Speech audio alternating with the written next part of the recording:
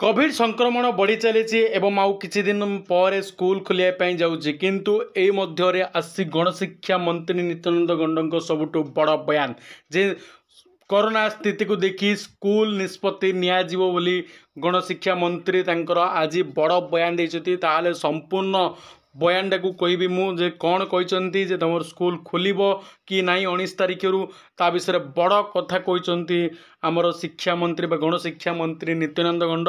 तेणु भिडियोटी को निहाती शेष पर्यंत देख पिला माने जो माने स्कूल और कॉलेज रे पढ़ुचंती सेमानकर स्कूल और कॉलेज खोलिबो कि नहीं ताकू जानिया पई हेले कौन कहते शिक्षा मंत्री ता जानिबा निहाती दरकार। तेणु निहाती भिडियोटी को शेष पर्यंत देख एवं चैनल को प्रथम थर आसथिले निहाती चैनल को सब्सक्राइब करके पाकर दिया बेल आइकन को प्रेस कर दिंतु जोद्वारा कि एपरी इंपोर्टेंट इनफॉरमेशन पाई परियो एवं तुम सांग मान सहित भिडियोटी को शेयर करनेब।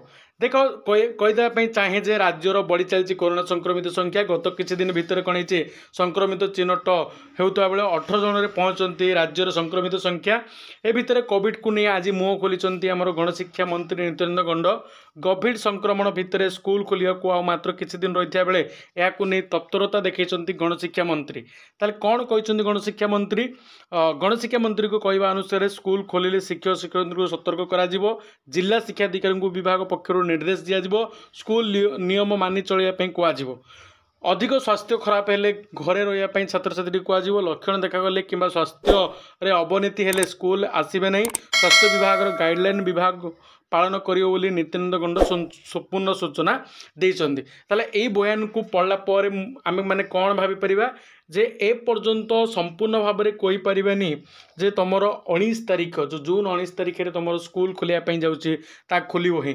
जदि आगो को स्थिति बदली जाए बा कोरोना संक्रमित हार बढ़े ताहाले तमरो स्कूल खोलिबा निष्पत्ति को कोन करा जे बंद कर दिया जाय पारे। कारण सबुठ बड़ इंपोर्टेंट होची जो पिला माने स्कूल जाउचंदी वर्तमान जो प्रथम रु दशम श्रेणी पर्यंत पिला माने सेमाने स्पेशली सेमानकर पई विपज्जनक अछि। कारण सेमाने कोनोसी पिला कोरोना टीका नै नाहंती, कारण कम बयसर पिला मानकु टीका दिया जाउ नतला। अर्थात प्रथम रु दशम श्रेणी पिला मानक पई एटा सबुठ इंपोर्टेंट। जदि कोरोना संक्रमित बढ़े ताले सरकार बा शिक्षा विभाग निश्चित संपूर्ण भाव में निष्पत्ति नवा दरकार जे स्कूल बंद करने। कारण शिक्षा अपेक्षा पिला मानकर स्वास्थ्य बा जीवन हूँ सब बड़।